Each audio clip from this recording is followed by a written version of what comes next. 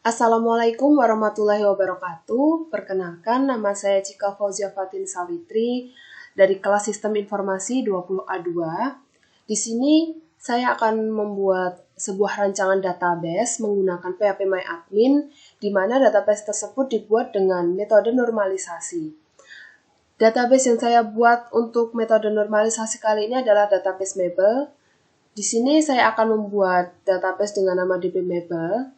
Kemudian di sini saya akan menggunakan metode normalisasi.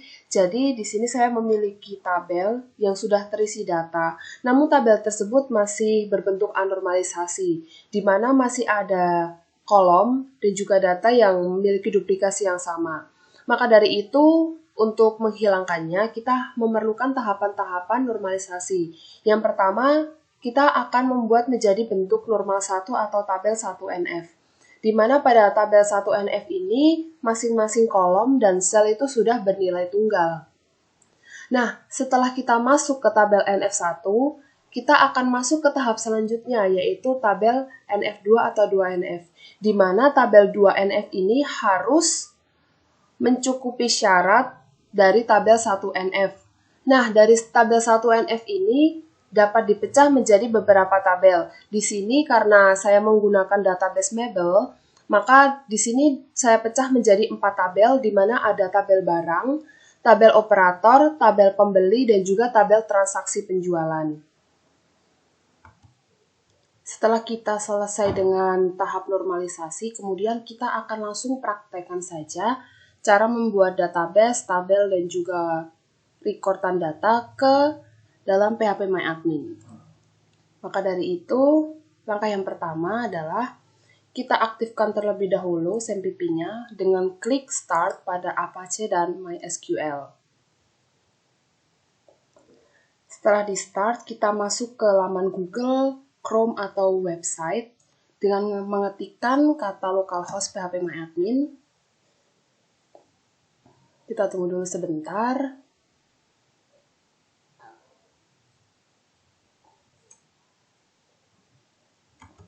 Nah, seperti ini adalah tampilan database-nya untuk kita membuat database nanti. Karena saya akan membuat database dengan nama DB-Mabel, maka kita create database dengan nama DB-Mabel.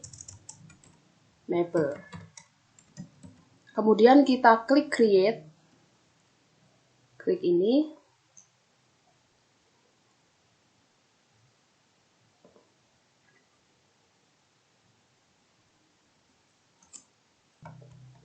Setelah database Mabel sudah berhasil dibuat, kemudian kita inputkan tabel-tabel apa aja sih yang ada di DB-Mabel tadi. Karena punya saya adalah DB-Mabel, maka saya membuatnya menjadi 4 tabel, yaitu tabel barang, operator, tabel pembeli, dan juga tabel transaksi. Yang pertama kita akan buat tabel barang terlebih dahulu. Nah, untuk membuat tabel barang di PHP MyAdmin itu, kita harus melakukan perintah SQL. Dengan perintah SQL, create table, kemudian kita tuliskan tabel apa sih yang akan dibuat. Karena saya akan membuat tabel barang, maka kita ketikkan kata barang,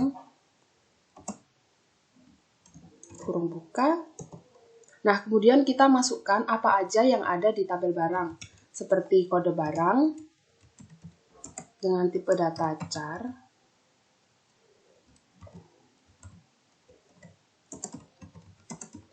di sini kode barang akan saya buat sebagai primary key atau kunci utama.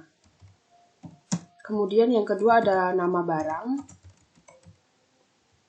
dengan tipe data varchar dengan panjang data 30. Kemudian ada harga,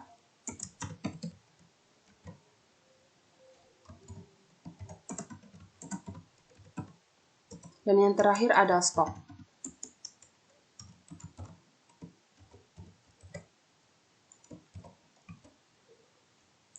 Nah, setelah kita memasukkan SQL ini, kita klik Go pada pojok bawah kanan.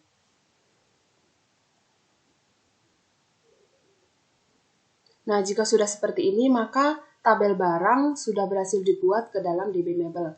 Kemudian kita langsung isikan saja untuk isi data atau recordnya. Di sini karena saya sudah membuat isi datanya sekaligus dengan query-nya, maka kita langsung saja untuk copy paste untuk menghemat waktu ya teman-teman. Di sini saya punya data untuk kita masukkan ke dalam tabel barang.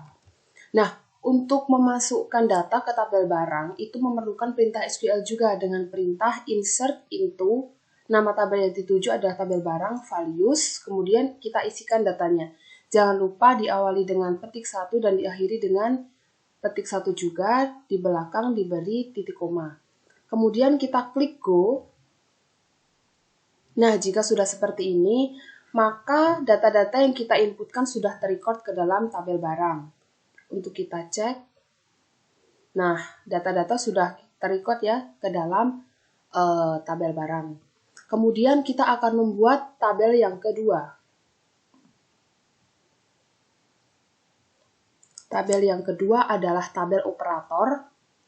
Kita masuk ke SQL terlebih dahulu.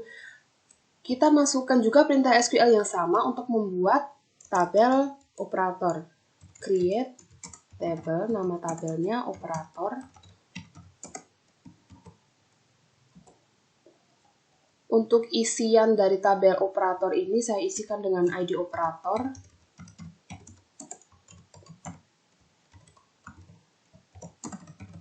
ID operator saya buat sebagai primary key atau kunci utama. Kemudian ada nama operator dengan tipe data varchar.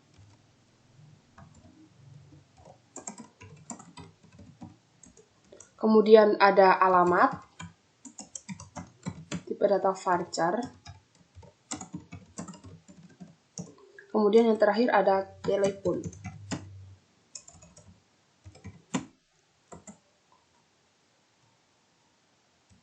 Tipe data char.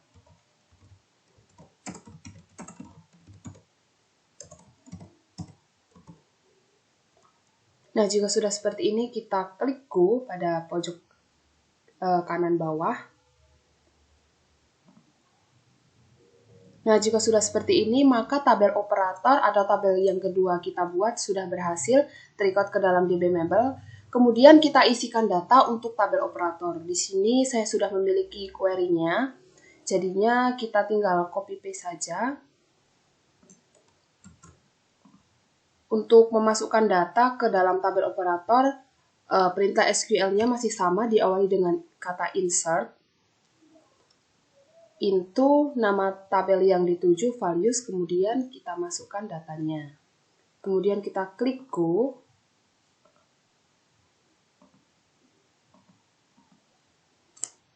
Nah, data-data ini sudah terrecord juga ke dalam tabel operator. Kemudian kita mulai buat tabel yang ketiga, yaitu tabel pembeli. Kita masukkan perintah SQL create table pembeli. Dalam tabel pembeli ini saya isikan ID pembeli dengan tipe data char sebagai primary key. Kemudian nama pembeli.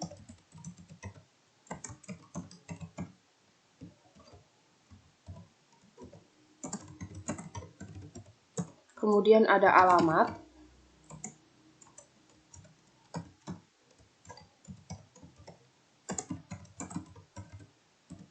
Dan yang terakhir ada nomor telepon.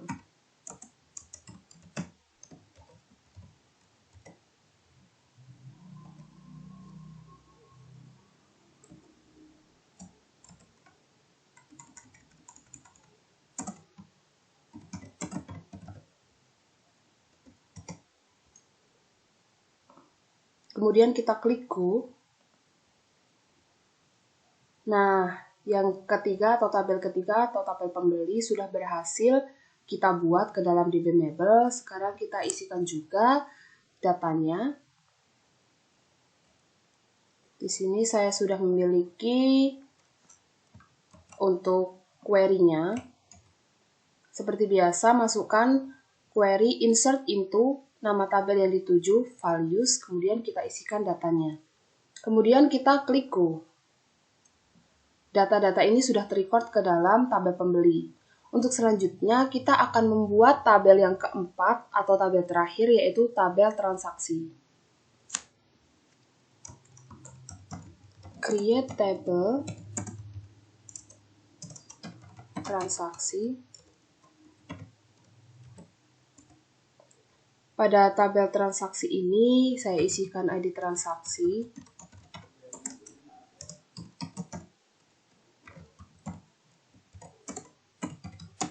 Di mana ID transaksi sebagai primary key. Kemudian ada nomor nota. Yang kedua adalah nomor nota dengan tipe data char.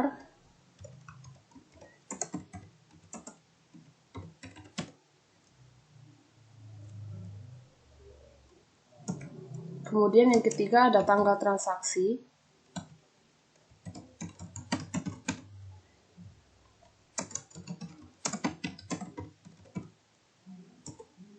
Ada nama barang.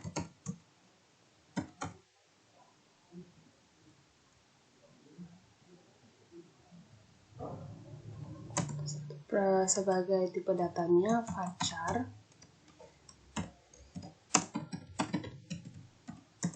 Kemudian ada harga, tipe datanya integer.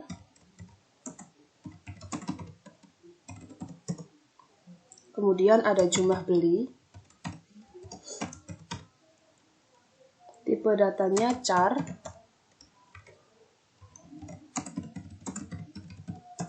Selanjutnya ada total,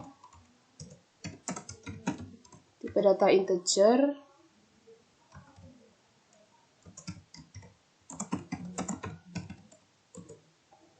Kemudian ada nama pembeli.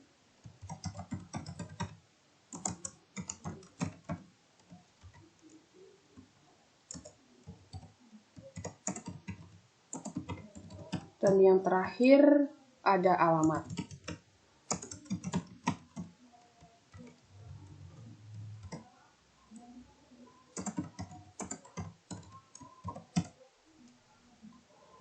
Nah, setelah ini kita klik Go. Jika seperti ini, maka tabel transaksi juga telah berhasil kita buat ke dalam DBMebel. Kemudian langkah selanjutnya seperti biasa, kita tambahkan datanya. Di sini saya sudah memiliki query-nya juga, kita tinggal copy paste saja.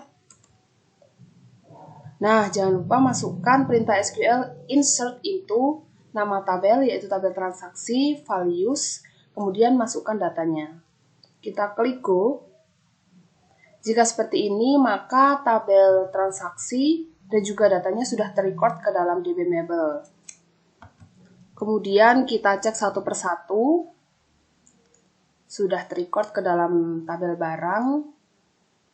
Tabel operator juga sudah terisi data. Tabel pembeli juga sudah terisi data. Dan juga tabel transaksi sudah terisi juga. Setelah kita selesai untuk membuat database dengan nama DBMebel dan juga menginputkan 4 tabel, yaitu tabel barang, tabel operator, tabel pembeli, dan tabel transaksi, sekaligus kita mengisi 4 tabel tersebut dengan data-data yang sudah saya miliki. Project UAS ini juga memiliki ketentuan yang sudah diberikan oleh dosen pembimbing saya, yakni Ibu Sri Sumarlinda.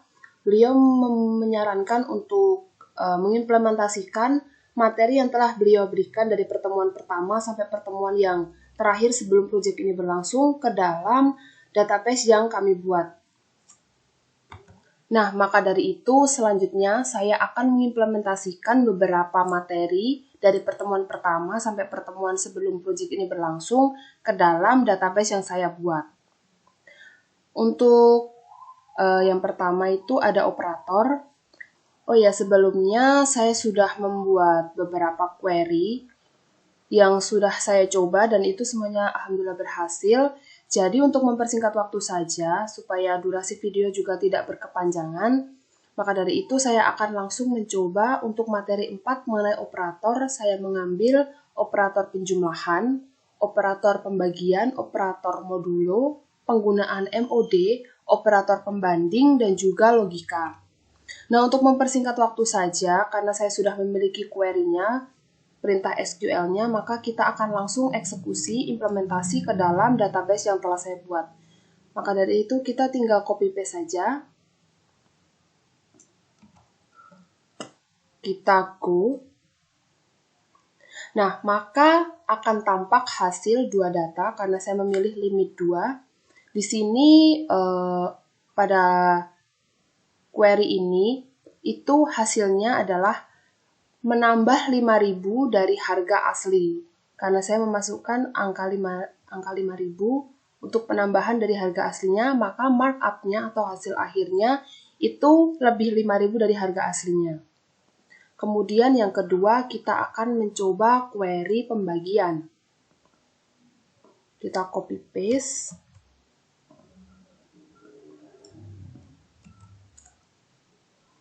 Kita klik go. Maka di sini akan tampak hasil harga normal dan juga harga setelah didiskon. Selanjutnya kita coba untuk operator modulo, di mana operator modulo ini hasilnya akan menghitung sisa bagi. Kita klik go. Nah, maka data yang tampil adalah hasil dari sisa baginya. Kemudian kita akan mencoba untuk penggunaan operator MOD. Ini juga menghitung sisa bagi juga. Tapi walaupun hasilnya sama, tapi memiliki query yang berbeda. Karena yang tadi adalah penggunaan dengan MOD. Maaf, menggunakan modulo dengan tanda persen. Dan yang ini adalah penggunaan MOD. Kemudian kita coba dengan query operator pembanding. Di mana operator ini untuk membandingkan 2 buah nilai. Kita klik go.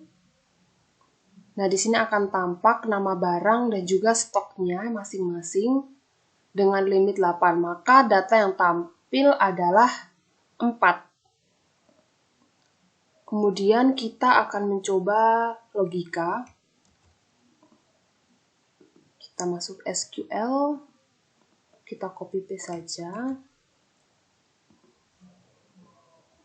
Nah, maka yang tampil adalah nama barang, harga, dan juga stoknya.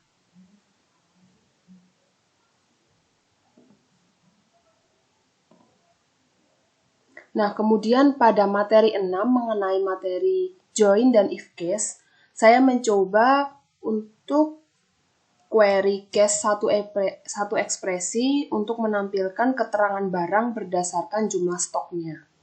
Jadi kita masukkan dulu query-nya.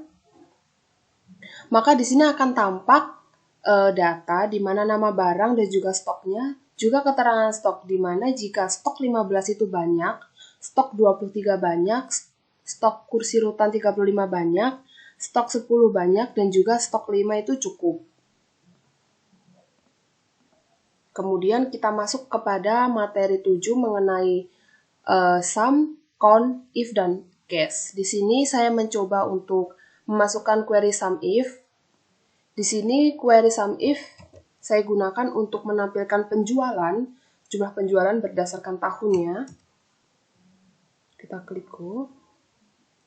Maka akan tampil data pada tahun 2017 itu jumlah penjualan sebesar 101.135.000 dan kemudian pada tahun 2018 tampil data penjualan sebesar 1.650.000. Kemudian untuk yang kedua, ini menampilkan data buku berdasarkan kriteria status lunas atau belumnya.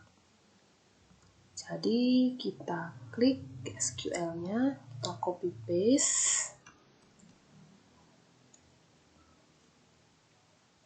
Nah, Yang dipilih adalah berdasarkan tanggal. Jika tanggal 00000000 maka artinya belum lunas. Jika sebaliknya itu lunas. Karena tanggal transaksi di sini sudah terdeteksi semua, maka status dari ID transaksi itu sudah lunas semua. Kemudian kita masuk pada pertemuan 9, yaitu pertemuan materi skalar. Di sini saya akan mencoba untuk perintah SQL write.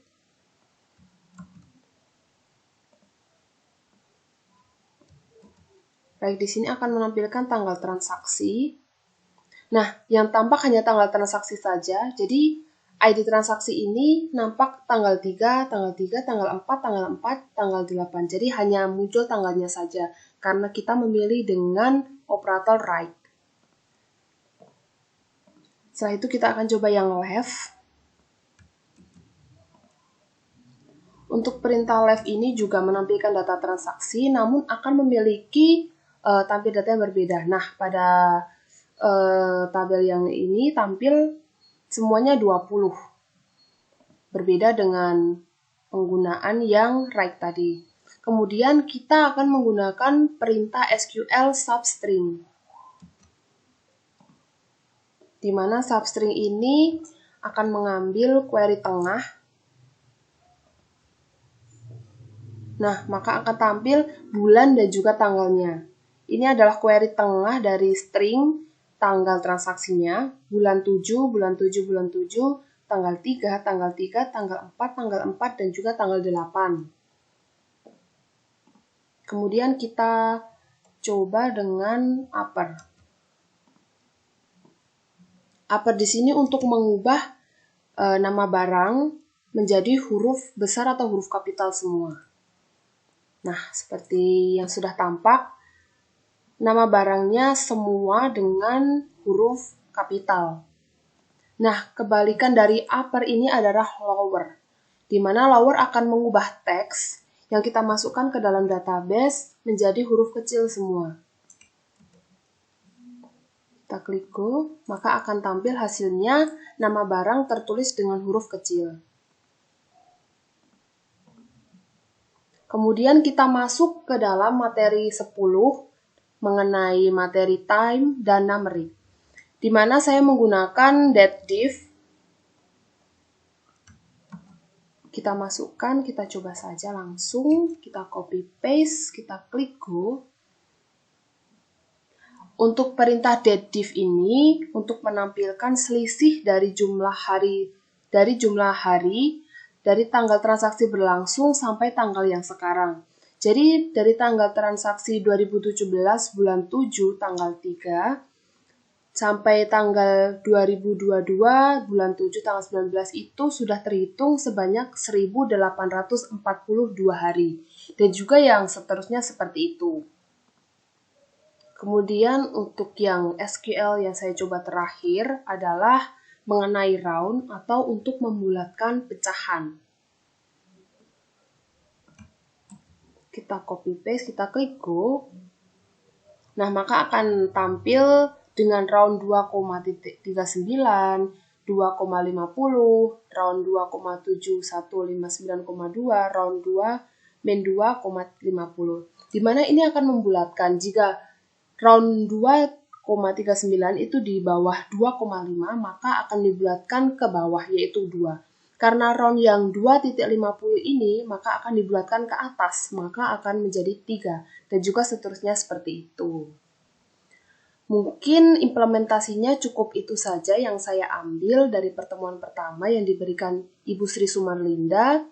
Sekian video yang telah saya buat ini untuk proyek akhir mata kuliah manajemen dan administrasi basis data yang diampu oleh Ibu Sri Sumarlinda. Saya mohon undur diri apabila ada kesalahan. Saya mohon maaf. Billahi taufiq wal hidayah. Wassalamualaikum warahmatullahi wabarakatuh.